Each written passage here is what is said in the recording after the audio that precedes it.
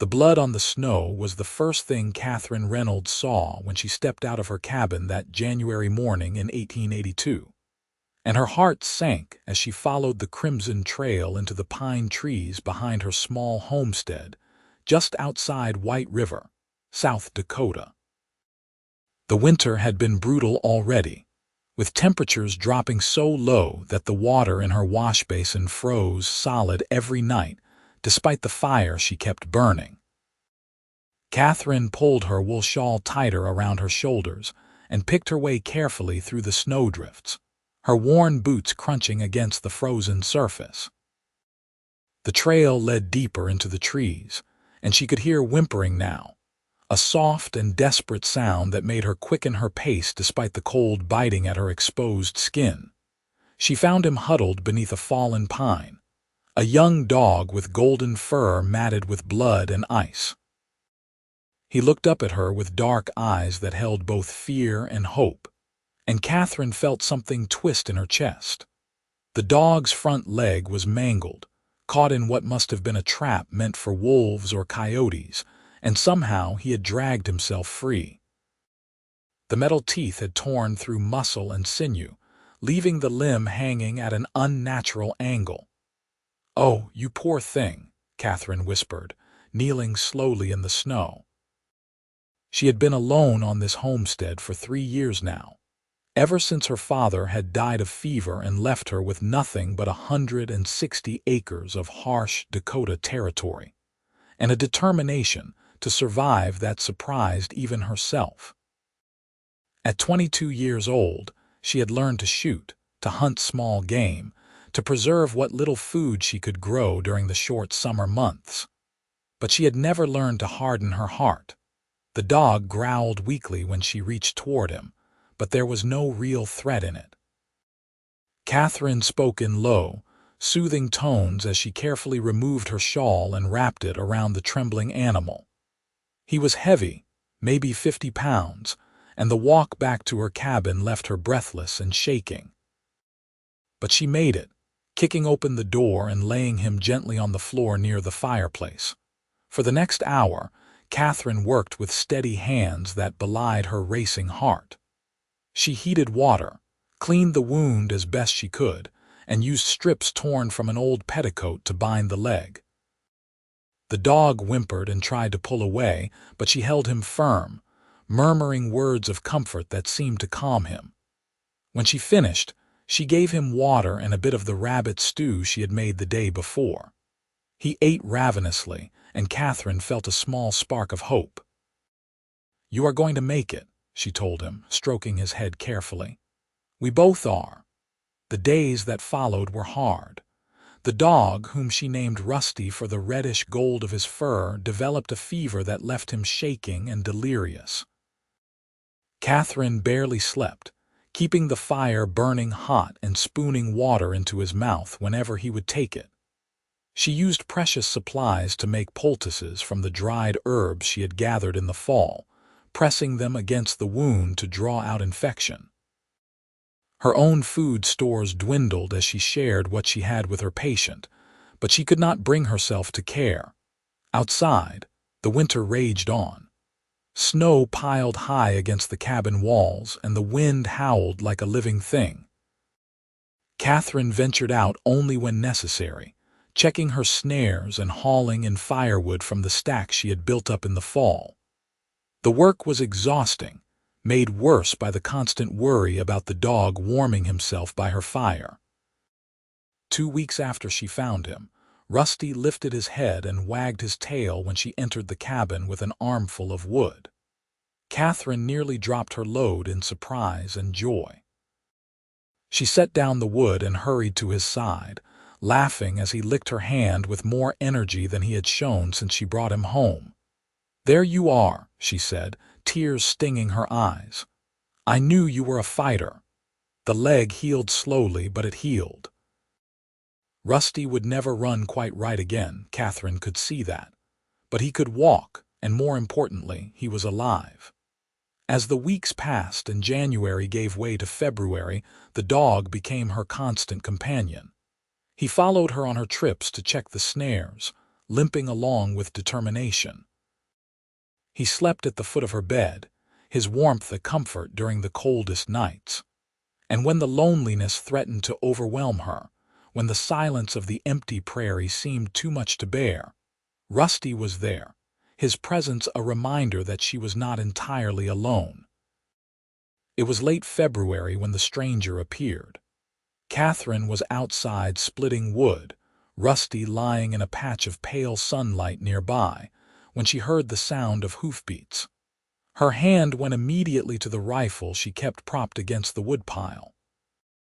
Visitors were rare this far from town, and not all of them came with good intentions. The man who rode into her yard sat tall in the saddle, his broad shoulders covered by a heavy sheepskin coat.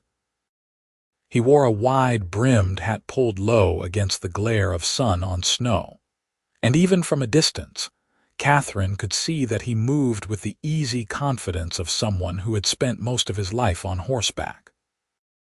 He raised one gloved hand in greeting as he approached, moving slowly enough to show he meant no harm. "Madam," he called out, his voice deep and steady, "I do not mean to intrude. I am looking for the Reynolds homestead." Katherine kept her hand near the rifle but did not pick it up. "You found it. I am Katherine Reynolds." The man brought his horse to a stop about 20 feet away and dismounted with fluid grace. He was young, Katherine saw now, probably not much older than herself. His face was weathered by sun and wind, with strong features and blue eyes that seemed to take in everything at once. A few days' worth of dark stubble covered his jaw, and when he removed his hat, she could see hair the color of coffee, slightly too long and curling at his collar. "Ethan Kincaid, madam," he said, nodding respectfully. "I have been working at the Double M Ranch about 15 miles south of here. The foreman sent me to check on the homesteaders in the area, make sure everyone made it through the worst of the winter storms all right." "That is kind of him," Katherine said, relaxing slightly. She had heard of the Double M Ranch, one of the larger cattle operations in the territory. "As you can see, I am managing." Ethan's gaze swept over the cabin, the neatly stacked woodpile, the small barn that housed Katherine's single milk cow and aging horse. Then his eyes fell on Rusty, and something in his expression changed. He moved closer and the dog stood up, tail wagging tentatively. "That is a fine-looking dog," Ethan said, crouching down to offer his hand for Rusty to sniff. "Though it looks like he has been through something." "I found him in the woods about 6 weeks ago," Katherine said, surprised to find herself wanting to tell the story. "He had been caught in a trap. His leg was torn up badly." Ethan examined the dog carefully, running his hands over Rusty's fur with a gentleness that seemed at odds with his rugged appearance. When he looked up at Katherine, there was something new in his eyes, a warmth that had not been there before. "You saved his life," he said simply. "That kind of wound in this cold, most animals would not make it even a few days. You must have worked hard to pull him through." Katherine felt heat rise to her cheeks that had nothing to do with the cold. "I just did what needed doing. I could not leave him out there to die." Ethan stood slowly, a small smile playing at the corners of his mouth. "You have got a gentle spirit, Miss Reynolds. That is a rare thing out here." The words hung in the air between them, and Katherine found she could not look away from his steady gaze. There was something about this stranger, something that made her heart beat faster in a way that had nothing to do with fear. She cleared her throat, breaking the moment. "Would you like some coffee?" she asked, gesturing toward the cabin. "It is not much, but it is hot." "I would appreciate that, madam," Ethan said, and the smile reached his eyes this time. Inside the cabin, Katherine busied herself with the coffee while Ethan stood near the fire, Rusty pressing against his legs as if they were old friends. The cabin was small, just one room with a bed in one corner, a table and chairs near the fireplace, and shelves lined with her meager supplies. Katherine had tried to make it a home, hanging curtains she had sewn herself, and keeping everything as clean and organized as possible. But she was suddenly aware of how humble it all was, how threadbare the quilts and how patched her clothing. "You are here alone?" Ethan asked, and there was no judgment in his voice, only curiosity. "My father died 3 years ago," Katherine said, pouring coffee into 2 tin cups. "He filed the homestead claim, but I have been working it since then. Another 2 years and the land will be mine outright." Ethan accepted the coffee with a nod of thanks. "That is hard work for anyone, let alone a woman on her own. You do not have family who could help." "My mother died when I was young. My father had a brother somewhere back east, but we lost touch years ago." Katherine sat down at the table, wrapping her hands around her own cup. "I suppose I could have tried to go back to Illinois after Father died, but this is my home now. I was not going to just give it up." "That takes courage," Ethan said, sitting across from her. "I have seen grown men give up on homesteads because the work was too hard or the winters too cold. The fact that you are still here, that you have made it this far, says a lot about you." Katherine felt that warmth in her cheeks again. She was not used to compliments, especially not from handsome strangers with kind eyes. "What about you?" she asked, eager to turn the conversation away from herself. "Have you been working ranches long?" Ethan's expression grew thoughtful. "Most of my life. I grew up in Texas, worked on my uncle's ranch from the time I was old enough to sit a horse. After the war, things got complicated down there, so I headed north. Been working my way through the territories ever since, picking up jobs where I can find them. Do you like the work?" Katherine asked. "I do," Ethan said. "There is something about being on horseback, out under the open sky. It feels like freedom, you know. Though I will admit, the winters up here are something else. I have been frozen to my saddle more times than I care to count these past few months." Katherine laughed, a genuine sound that surprised her. She could not remember the last time she had laughed with another person. "It does take some getting used to. My first winter here, I thought I would never be warm again." They talked for over an hour, the conversation flowing easily from topic to topic. Ethan told her about the cattle drives he had been on, the different territories he had seen. Katherine found herself telling him about her struggles with the homestead, the challenges of trying to grow crops in the harsh Dakota soil, the small victories that kept her going. And through it all, Rusty lay contentedly at Ethan's feet, as if he had decided this stranger was someone to trust. When Ethan finally stood to leave, Katherine felt an unexpected pang of disappointment. The cabin would seem emptier once he was gone, she realized, emptier even than it had before he arrived. "I should check on the other homesteads before dark," Ethan said, settling his hat back on his head. "But I will be back this way in a week or so, if that is all right with you, just to make sure you are getting along okay." "I would like that," Katherine said, and meant it. Ethan paused at the door, looking back at her with an intensity that made her breath catch. "You take care of yourself, Miss Reynolds, and that dog of yours." "I will," Katherine promised. "Safe travels, Mr. Kincaid." She watched from the doorway as he mounted his horse and rode away, his figure growing smaller against the vast white landscape. Rusty whined softly beside her, and Katherine reached down to scratch behind his ears. "I think I like him," she murmured to the dog. "Is that foolish of me?" Rusty wagged his tail, which Katherine chose to take as agreement. The week that followed seemed to drag on forever.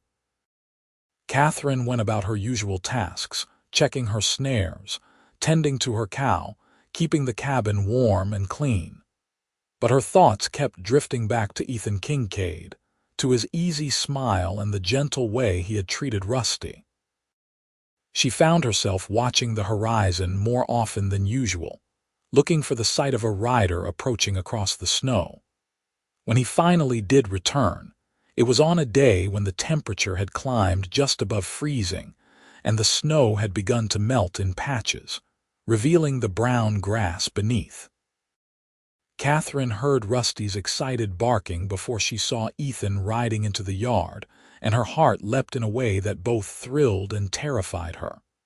"Miss Reynolds," Ethan called out, dismounting with that same fluid grace. "I hope I am not intruding." "Not at all," Katherine said, trying to keep her voice steady. "I was just about to make some lunch. Would you care to join me?" "I would be grateful for that," Ethan said, and the warmth in his eyes told her he was pleased by the invitation. Over the next few weeks, Ethan's visits became a regular occurrence. He would stop by every few days, sometimes bringing supplies from town, sometimes just checking to make sure Katherine was all right. They would talk for hours, sharing stories and dreams, and Katherine found herself opening up to him in ways she had never opened up to anyone. She told him about her mother, who had died giving birth to a stillborn son when Katherine was 8. She told him about her father, a quiet man who had loved the land but had never quite figured out how to make it profitable. And she told him about the loneliness, the long nights when the silence felt like it would swallow her whole. Ethan, in turn, shared his own stories. He told her about growing up in Texas, about the uncle who had raised him after his own parents died of yellow fever. He spoke of the war, though she could tell there were things he left out, painful memories he was not ready to share. And he told her about his dreams of someday having his own ranch, a place he could build into something lasting. "Why have you not done it yet?" Katherine asked one afternoon as they sat on the porch of her cabin, watching Rusty chase a rabbit across the melting snow. March had arrived, bringing with it the first hints of spring, and the air felt almost warm after the brutal cold of winter. Ethan was quiet for a moment, his gaze fixed on the horizon. "I suppose I have been waiting for the right place," he said finally. "The right time, maybe the right reason." Katherine felt his eyes on her then, and when she turned to meet his gaze, the intensity she saw there made her breath catch. Something had shifted between them over these past weeks, a connection that went deeper than friendship. She saw it in the way he looked at her, heard it in the softness of his voice when he spoke her name. And she felt it in herself, in the way her heart raced when she saw him riding toward her cabin, in the way the days seemed brighter when he was near. "Katherine," Ethan said softly, and it was the first time he had used her given name. "I need to tell you something." "What is it?" she asked, her voice barely above a whisper. "These past weeks, getting to know you, they have meant more to me than I can properly say." He reached out and took her hand, his touch warm and sure. "When I first saw you out here, working this homestead on your own, caring for that injured dog through the worst winter I have ever seen, I thought you were the strongest person I had ever met. But it is more than that.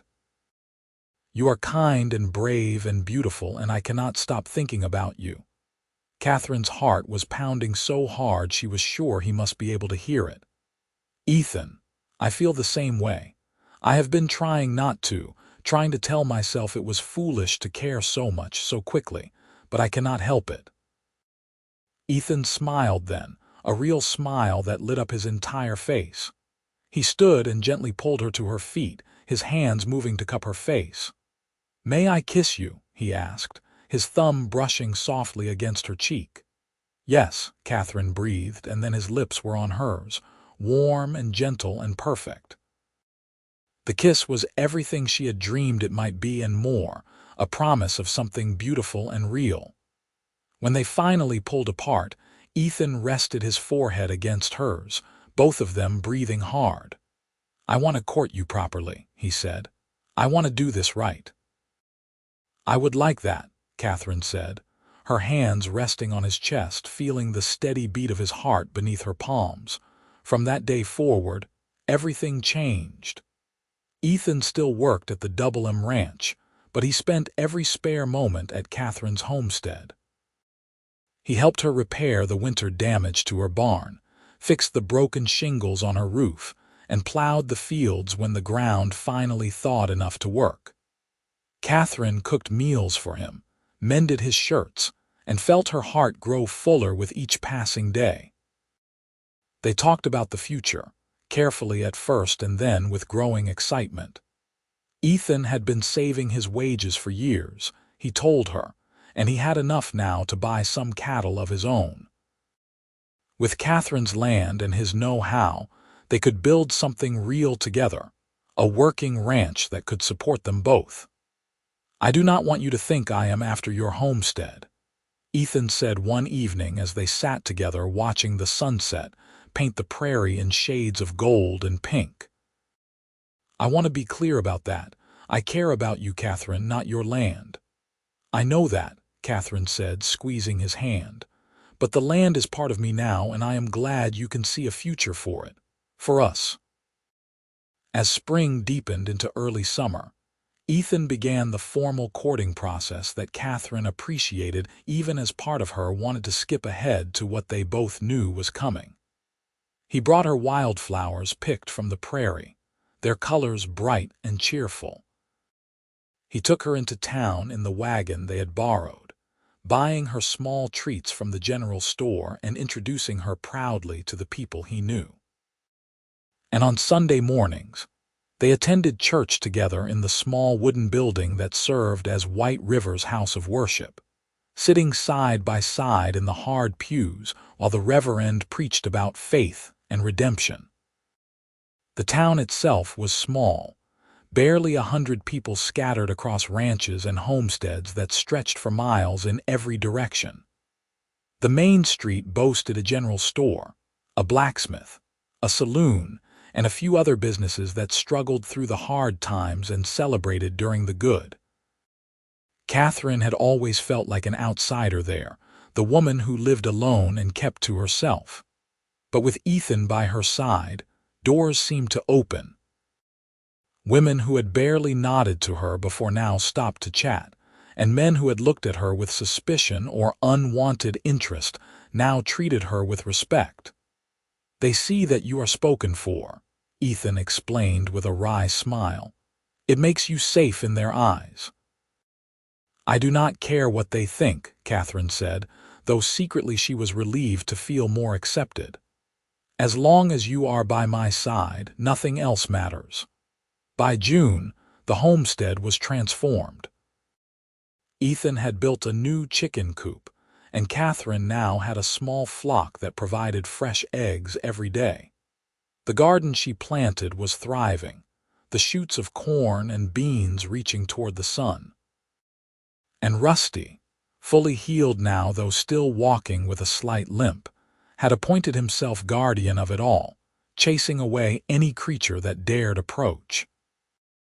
It was on a warm June evening, with the smell of roses from Katherine's small flower garden perfuming the air, that Ethan asked her to marry him. They were standing on the porch, watching the stars come out one by one in the vast Dakota sky, when he suddenly dropped to one knee. "Katherine Reynolds," he said, his voice rough with emotion, "I came to this territory looking for work and a place to belong. I found both, but more importantly, I found you.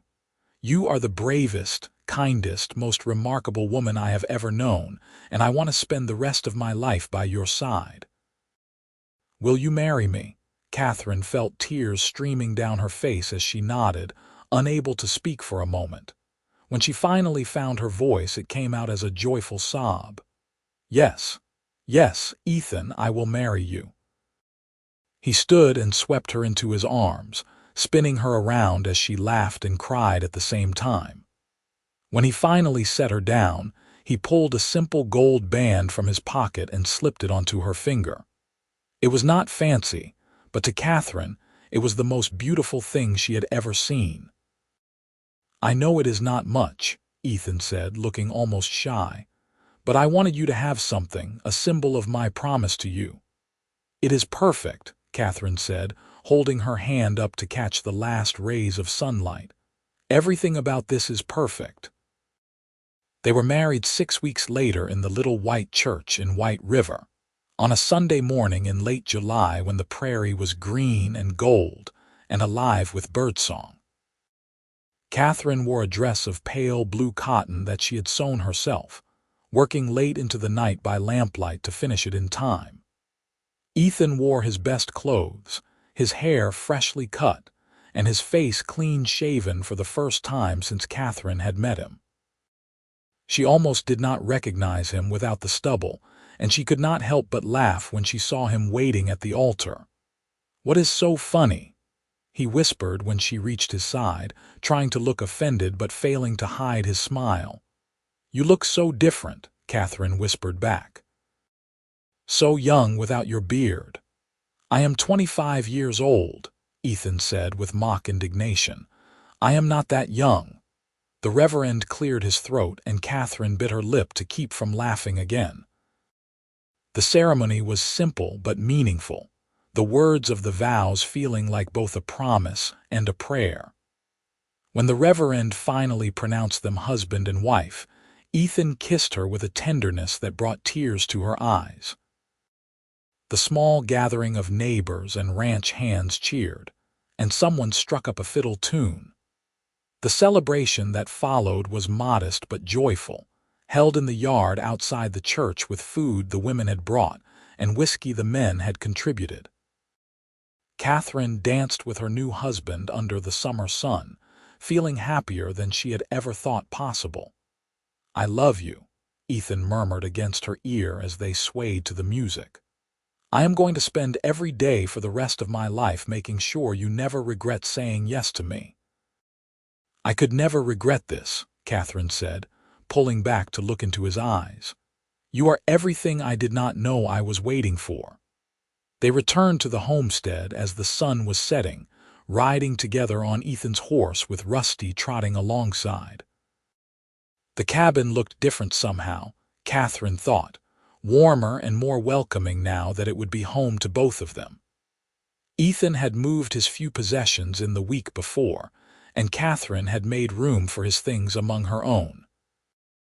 It felt right, seeing his saddle hanging beside the door, his rifle on the rack next to hers. That night, as they lay together in the narrow bed that they would soon replace with something larger, Katherine felt a sense of peace and belonging that she had never experienced before.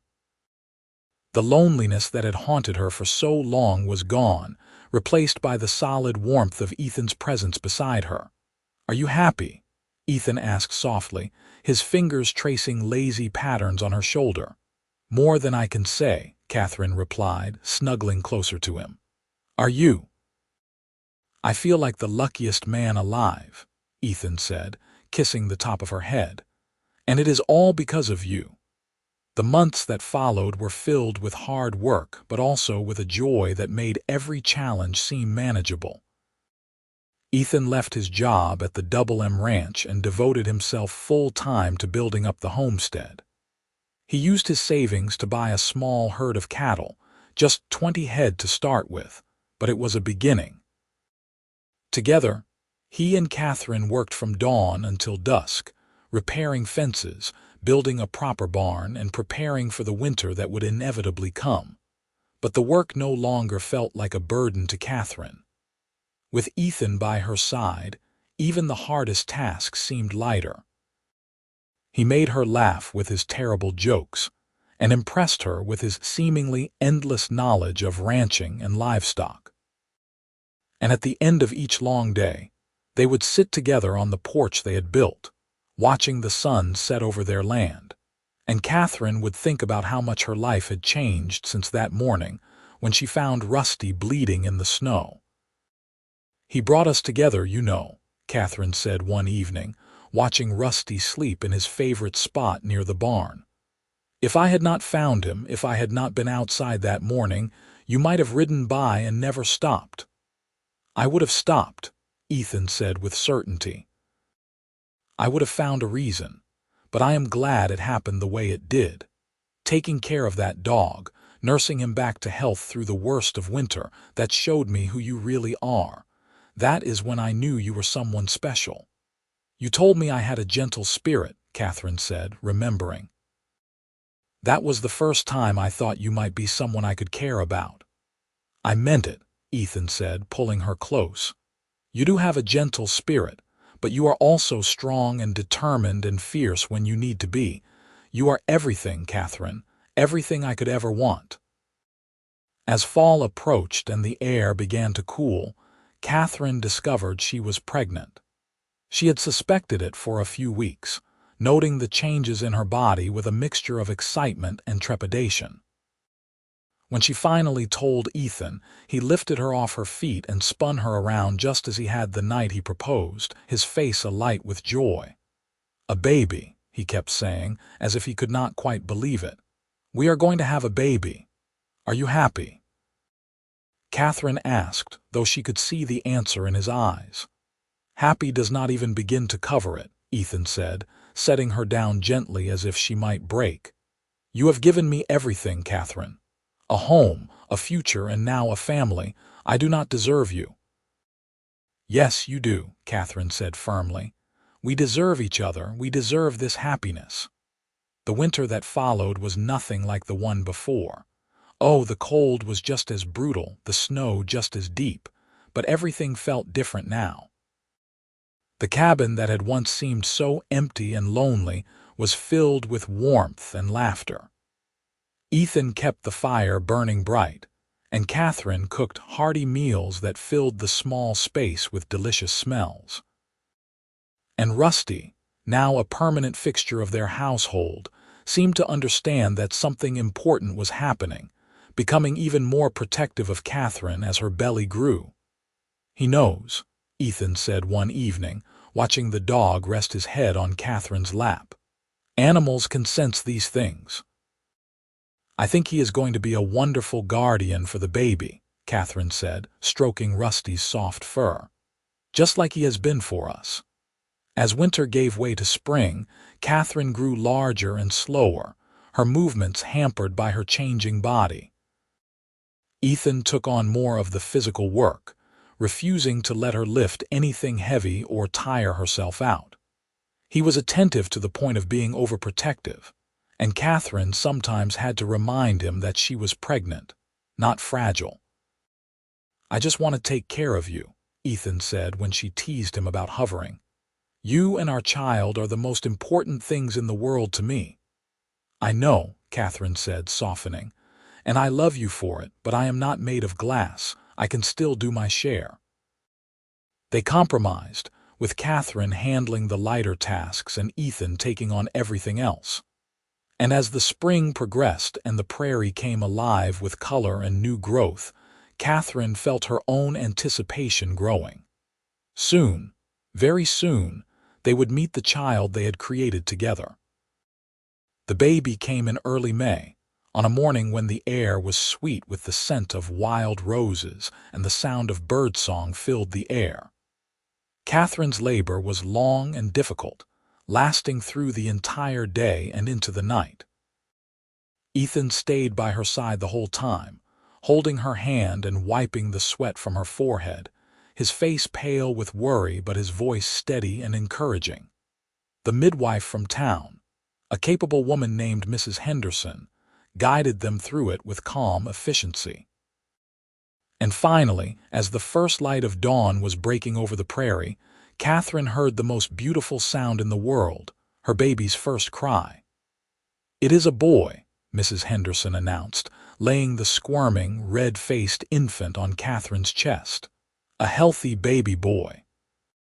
Katherine looked down at her son, at his tiny perfect features and the shock of dark hair on his head, and felt tears streaming down her face. He was the most beautiful thing she had ever seen. She looked up at Ethan, who was staring at the baby with an expression of absolute wonder. We have a son, Katherine said softly. Ethan, we have a son. Ethan reached out with one finger to touch the baby's tiny hand, and the infant immediately grasped it with surprising strength. The look on Ethan's face in that moment, the pure love and devotion, was something Katherine knew she would remember for the rest of her life. He is perfect, Ethan whispered, his voice thick with emotion. "You are perfect. Thank you, Katherine. Thank you for this gift." They named him James, after Katherine's father, and from the moment he entered the world, he became the center of their universe. Ethan was a devoted father, taking to the role with the same natural grace he brought to everything else. He would walk the floor with James when the baby cried at night, singing old cowboy songs in his deep voice until the infant settled.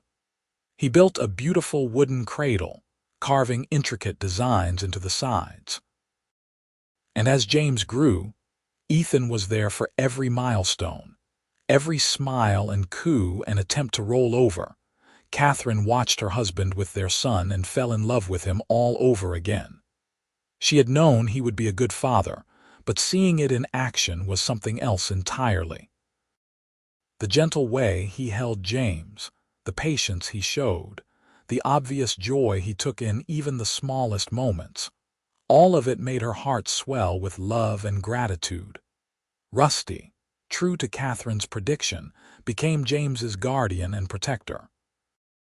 The dog would lie beside the cradle for hours, his eyes alert for any potential danger.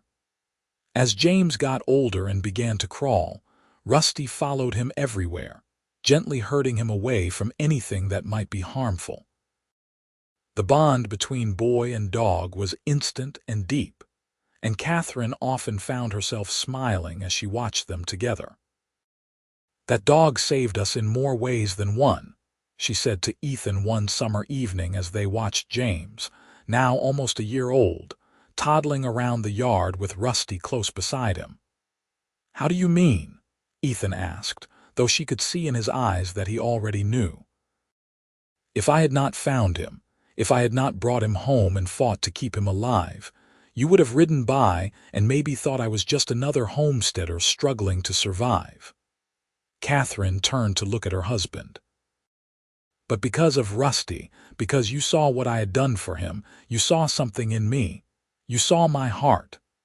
Ethan pulled her close, his arm around her shoulders. "I would have seen your heart eventually," he said, "but you are right that Rusty helped me see it sooner. That dog changed both our lives." As the years passed, the homestead grew and prospered. Ethan's small herd of cattle multiplied, and they were able to add more land to their holdings. They built a larger house to replace the old cabin, a proper ranch house with multiple rooms and a wide porch that wrapped around the front. Katherine planted flower gardens that bloomed in riotous color every summer, and Ethan built corrals and barns, and everything else they needed to run a successful operation. James grew into a bright, energetic boy who loved the ranch and everything about it. He learned to ride almost as soon as he could walk, sitting in front of his father on horseback and giggling with delight. He helped his mother in the garden and followed his father around the ranch, asking endless questions that Ethan answered with patience and good humor. And always, Rusty was by his side, the boy's faithful companion and guardian. When James was 3, Katherine gave birth to a daughter they named Emma. She had her mother's golden brown hair and her father's blue eyes, and from the moment she was born, she had both parents wrapped around her tiny finger. James was initially suspicious of this new addition to the family, but he quickly warmed to his baby sister, especially when Rusty made it clear that Emma was also under his protection. The ranch continued to thrive, becoming one of the most successful in the area. Ethan hired a few ranch hands to help with the work, good men who respected him and Katherine, and worked hard to earn their pay. The Double M Ranch, where Ethan had once worked, became a competitor but also a friendly neighbor, and the foreman who had first sent Ethan to check on Katherine became a good friend to them both. Life was not always easy. There were hard years when the weather did not cooperate, when cattle prices fell, when illness or injury threatened. But Katherine and Ethan faced every challenge together, their partnership growing stronger with each passing year. They had built something real and lasting, not just a successful ranch, but a true home filled with love and laughter. On their 10th wedding anniversary, Ethan took Katherine riding out to the spot where she had first found Rusty all those years ago. The dog himself was older now, his muzzle graying and his movements slower, but he still followed them, refusing to be left behind. "You remember?" Ethan asked, dismounting and helping Katherine down from her horse. "How could I forget?" Katherine said, looking around at the pine trees. "This is where everything started, in a way. You followed a blood trail into these woods because you heard an animal in pain," Ethan said, taking her hands in his. "You could have ignored it. It would have been the sensible thing, the safe thing, but you did not. You risked your own comfort and safety to save a creature that could not save itself." "I just did what felt right," Katherine said, feeling emotion rising in her throat. "That is who you are," Ethan said softly. "That is what I saw that first day, what made me fall in love with you. You have a gentle spirit, Katherine, but you also have a fierce and determined heart. You fight for what matters, for the creatures and people you care about. And I am so grateful that I get to be one of those people." Katherine felt tears streaming down her face, but they were happy tears. "You saved me too, you know. I was so lonely before you came. I did not even realize how lonely I was until you showed me what it felt like to not be alone." "We saved each other," Ethan said, pulling her into his arms. "And we built a life together that is more than I ever dreamed possible." They stood there for a long time, holding each other under the pine trees while Rusty rested at their feet. And Katherine thought about the path that had led them here, about the choices and chances and moments of grace that had brought them together. It had all started with an injured dog and a trail of blood in the snow. It had started with a decision to show mercy, to fight for a life that others might have considered worthless. And from that decision had grown everything: love and family, home and purpose, a future bright with promise.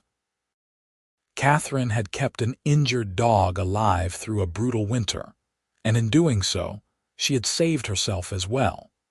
She had opened her heart when it would have been easier to stay closed, and the universe had rewarded her with more blessings than she could count.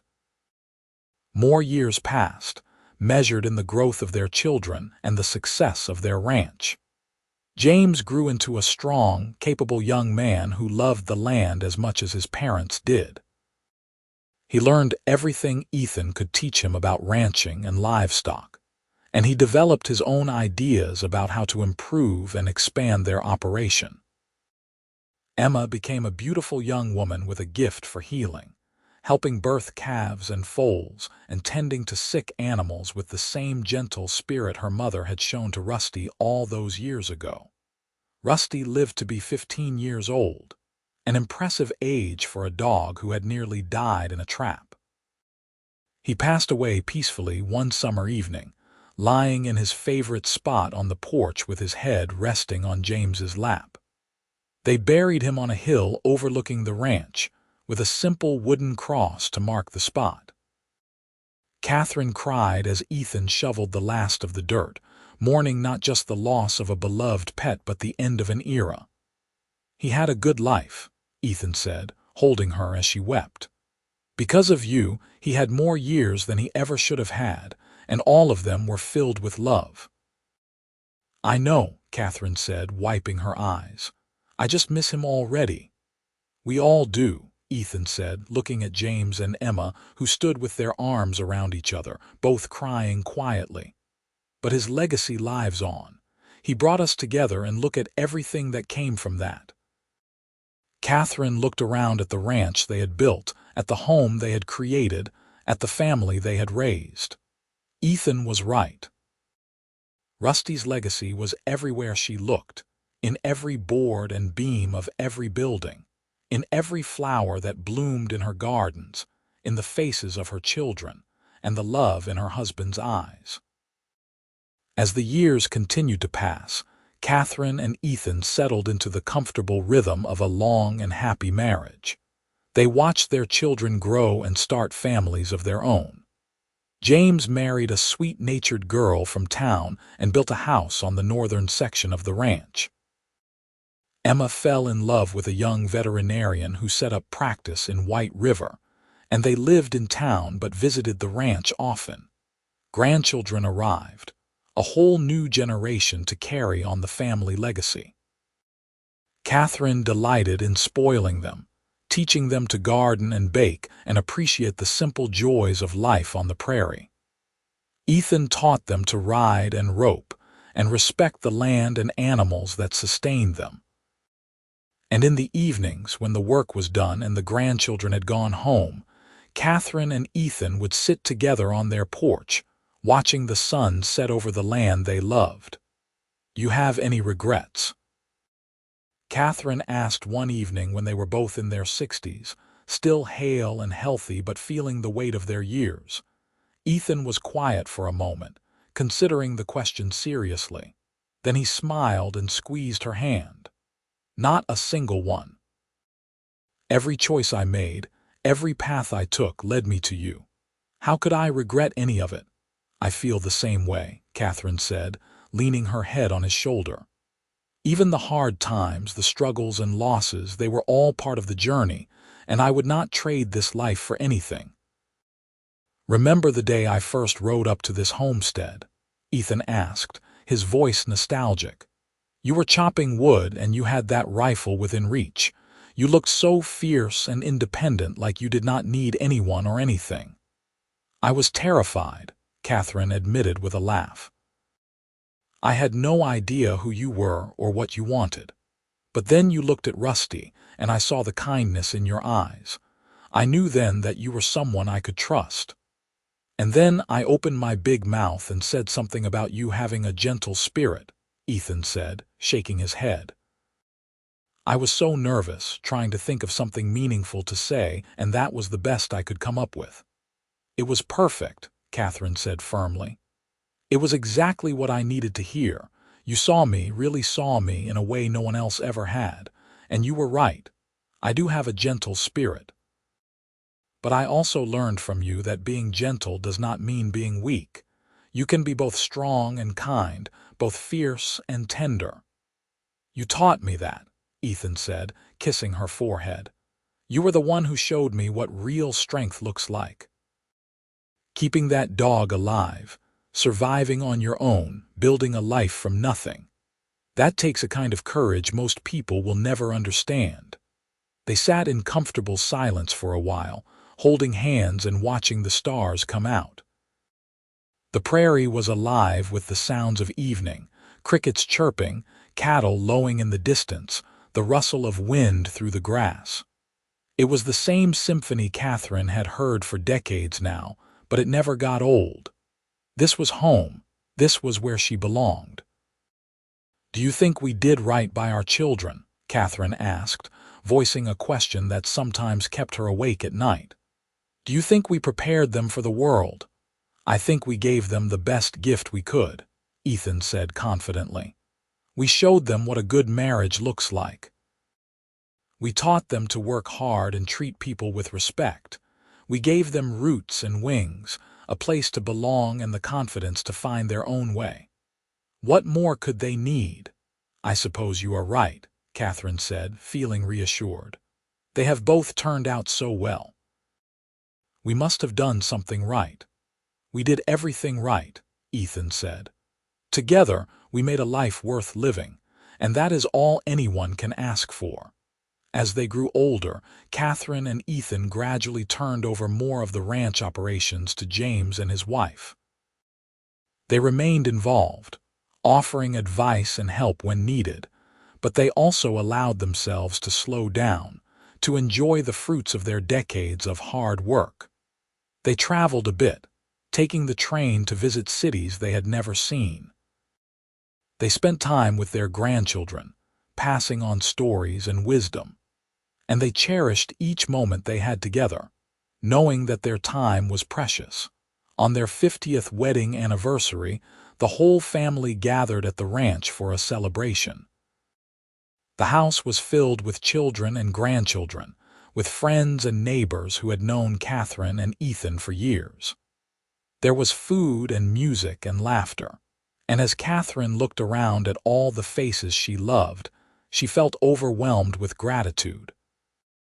50 years, she said to Ethan as they danced slowly in the living room while their grandson played guitar. Can you believe it has been 50 years? Best 50 years of my life, Ethan said, holding her close. And if I am lucky, I will get 50 more. I do not think either of us is going to live to be 130, Katherine said with a laugh. But whatever time we have left, I want to spend it just like this, with you by my side. That is all I have ever wanted, Ethan said, and he kissed her softly, just as he had on their wedding day half a century ago. The party went on late into the night, and when it was finally over and everyone had gone home, Katherine and Ethan sat together on their porch one more time. The stars were brilliant overhead, countless points of light in the vast darkness. Katherine thought about all the nights she had sat here, first alone and lonely, then with Ethan beside her, and later with their children playing at their feet. So many memories, so many moments of joy and sorrow and everything in between. I found Rusty on a morning like any other, Katherine said softly. I had no idea that day would change my life. I just followed a trail of blood into the woods because I could not ignore a creature in pain. And I rode up to your homestead looking for a woman I had never met, expecting to find maybe an old widow or a struggling family, Ethan said. Instead, I found you. I found my whole future. We were both looking for something, Katherine mused. Maybe we did not know what it was, but we were looking, and somehow we found each other. I think we were always meant to find each other, Ethan said.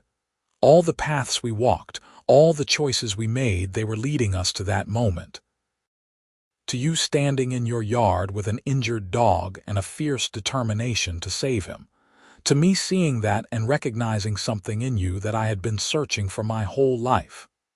A gentle spirit, Katherine said with a soft smile. A gentle spirit and so much more, Ethan agreed.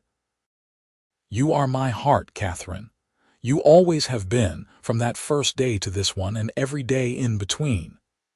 They sat together until the sky began to lighten in the east, talking about the past and the present, about their children and grandchildren, about the life they had built together.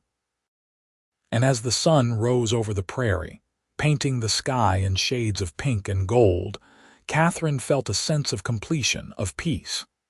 She had lived a good life, a full life, and she had done it with the man she loved by her side. Years later, when Katherine and Ethan were both well into their 70s, they remained active and engaged with the ranch and their family. They had slowed down, certainly, moving with the careful deliberation of age rather than the boundless energy of youth. But their minds remained sharp, their love for each other as strong as ever. One winter morning, as snow fell softly outside and a fire crackled in the fireplace, Katherine sat in her favorite chair with a quilt wrapped around her shoulders. Ethan was in his own chair nearby, reading from the newspaper that had been delivered from town the day before. It was a scene that had played out countless times over the decades, comfortable and familiar. Listen to this, Ethan said, looking up from the paper. They are talking about building a new school in White River, big enough for all the children in the area. They want to raise funds from the local ranchers and businesses. That is wonderful, Katherine said, setting down the mending she had been working on. Emma's children could attend. They are getting to that age. I think we should contribute, Ethan said. Education is important. We want the next generation to have every opportunity. Absolutely, Katherine agreed. Our grandchildren deserve the best we can give them. It was a small moment, a casual conversation about community and family and the future. but it encapsulated everything about their relationship. The way they worked together to make decisions. The way they thought not just about themselves, but about the wider world and the legacy they would leave behind. That evening, as they prepared for bed, Katherine paused at the window of their bedroom, looking out at the snow-covered landscape. Somewhere out there was the spot where she had found Rusty all those years ago. The trees had grown taller, the land had changed in small ways, but the essence of it remained the same. This was the prairie that had tested her and shaped her, that had brought her Ethan and given them a place to build their dreams. "What are you thinking about?" Ethan asked, coming to stand beside her. "Everything," Katherine said simply. "All of it. The whole journey from that scared young woman trying to survive on her own to who I am now." "Do you miss her?" Ethan asked. "That young woman," Katherine thought about it carefully. "In some ways, yes. She had an innocence I lost along the way. But I do not wish to go back. Every year with you has been a gift. Every challenge we faced together made me stronger. I would not trade any of it." "Neither would I," Ethan said, wrapping his arms around her from behind and resting his chin on her shoulder. "You are still that same woman, you know. Still brave, still kind, still fighting for what matters. You just have more wisdom now, more experience." "We both do," Katherine said, leaning back against him. "And I am grateful for every moment that brought us here." They stood together at the window for a long time, watching the snow fall and thinking about the past and the future and the precious present they shared. Outside, the wind howled across the prairie, but inside, all was warm and safe and full of love. The seasons continued their endless cycle, winter giving way to spring, spring to summer, summer to fall. Katherine and Ethan celebrated their 55th anniversary, then their 60th. They welcomed great-grandchildren into the family, tiny beings who represented hope and continuity. The ranch adapted to changing times, incorporating new methods and technology while holding fast to the core values that had always defined it. Hard work, respect for the land and animals, and the importance of family. On a warm summer afternoon when Katherine was 78 years old, she and Ethan took a walk together across their land. They moved slowly, Ethan using a cane and Katherine leaning on his arm, but they were determined to make the journey. They walked past the corrals and barns, past the gardens that Emma's daughter now tended, past the graves of beloved animals and the markers of their own history. They reached the hill where they had buried Rusty decades ago, and they stood together looking at the wooden cross, now weathered and worn but still standing. Wildflowers grew all around it, a natural memorial to the dog who had changed their lives. "You think he knew?" Katherine asked softly. "Do you think Rusty understood what he meant to us?" "I think he knew he was loved," Ethan said, "and I think that was enough for him." "I like to believe he is still out here somewhere," Katherine said, looking across the prairie, "watching over us and the family he helped create." "Maybe he is," Ethan said. "Stranger things have happened." They stood in silence for a while, paying tribute to a faithful friend and remembering the winter that had brought them together. Then, hand in hand, they made their way slowly back to the house, to the life they had built, to the family that loved them. As the years passed and Katherine and Ethan entered their 80s, they remained fixtures on the ranch, sources of wisdom and comfort for their ever-growing family. They told stories to their great-grandchildren, tales of the old days when the prairie was wilder and life was harder. They offered advice to James and Emma, drawing on decades of experience to help guide the next generation. And they continued to love each other with a devotion that served as an example to everyone who knew them. On a crisp autumn morning, when the leaves on the few trees around the ranch house had turned gold and red, Katherine woke to find Ethan already awake beside her, watching her with the same tenderness he had shown on their wedding day. "Good morning," she said, reaching for his hand. "Good morning, my love," Ethan replied, bringing her hand to his lips. "I was just thinking about how lucky I am." "We are both lucky," Katherine said. "We found each other against all odds, and we built something beautiful together." "Do you remember what I told you the first time I saw you with Rusty?" Ethan asked, his eyes distant with memory. "You said I had a gentle spirit," Katherine replied, smiling. "I was right," Ethan said. "But you also have a fierce spirit, a loving spirit, a spirit that has made every day of my life better simply by existing. You are the best thing that ever happened to me, Katherine Kincaid." "And you are mine," Katherine said, tears gathering in her eyes. "You gave me a reason to hope when I had none. You showed me what love could be. And you have stood by my side through everything, the good and the bad, the easy and the hard. I cannot imagine my life without you." "Then it is good you do not have to," Ethan said, squeezing her hand gently. They rose slowly and prepared for the day ahead, moving with the practiced ease of two people who had spent a lifetime together. They had breakfast with James and his family, who lived in the main house with them now, caring for them as they had once cared for their children. They sat on the porch and watched the great-grandchildren play in the yard. And they held hands and talked about nothing and everything, as they had done for more than 6 decades. As the sun began to set that evening, painting the prairie in shades of amber and crimson, Katherine looked at Ethan and felt her heart overflow with love and gratitude. They had lived a good life, a full life, a life that had exceeded even their wildest dreams. And it had all started with an act of mercy, with a decision to fight for a life that others might have abandoned. "I love you," Katherine said simply, the words never losing their power no matter how many times she spoke them. "I love you too," Ethan replied.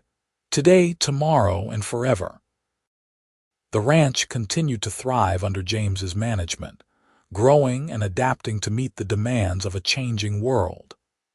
Emma's children showed promise as healers and caretakers, carrying on her legacy of compassion. And throughout it all, the story of Katherine and Ethan, of their love and their life together, remained at the heart of the family's identity. When Katherine passed away peacefully in her sleep at the age of 86, surrounded by her family, Ethan mourned deeply, but also felt grateful for every moment they had shared. She had been his partner, his love, his everything, and though he missed her with an ache that never fully faded, he knew that their love had been real and lasting and beautiful. Ethan lived for another 2 years, spending his time with his children and grandchildren and great-grandchildren, passing on the last of his stories and wisdom. He spoke often of Katherine, of the day he first saw her and knew she was special, of the life they had built together. And when his own time came, he faced it with peace, knowing he would be reunited with the woman he loved. They were buried side by side on the hill next to Rusty, 3 souls who had been brought together by chance and bound by love. The ranch continued on, generation after generation, a living testament to what Katherine and Ethan had created. And on quiet evenings, when the wind whispered across the prairie and the stars shone bright overhead, those who loved them best liked to imagine them there still, watching over the land they had loved and the family they had built. The story of the woman who kept an injured dog alive through winter and the cowboy who saw the gentle spirit within her became a family legend, passed down through the years. It was a reminder of the power of compassion, of the importance of seeing beyond the surface to the heart beneath. It was a testament to the idea that love can grow from the smallest seeds, that a single act of kindness can change the course of a life. And in the end, it was a story about hope and healing, about two people who found each other when they needed it most and built a life together that lasted far beyond their own time. It was a love story set against the harsh beauty of the Dakota prairie, a tale of survival and perseverance, and the enduring power of a gentle spirit paired with a faithful heart. The ranch stood as their legacy, a place of love and hard work and family values. The land they had fought to claim and keep continued to sustain their descendants, and the lessons they had taught through their example continued to guide each new generation. Katherine's gentleness and Ethan's strength had combined to create something truly special, a foundation that would endure for as long as the prairie grass grew and the wind swept across the endless sky. And somewhere on that hill, beneath the stars they had watched together for so many years, Katherine and Ethan rested in peace, their story complete, their love eternal, their legacy living on in every heart they had touched and every life they had shaped.